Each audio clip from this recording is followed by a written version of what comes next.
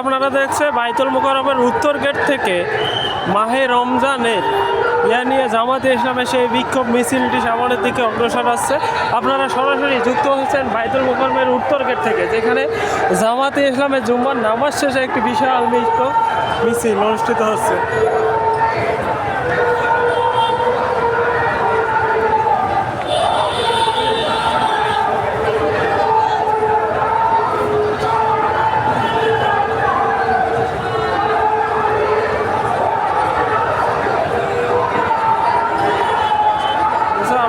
প্ল্যাকার্ডে দেখতে পাচ্ছেন এটিএম আজহারুল ইসলামের মুক্তি নিঃস্বার্থে মুক্তির দাবিতে বিক্ষোভ মিছিলটি বাইতুল মোকাররমের উত্তর গেট থেকে শুরু হয়েছে।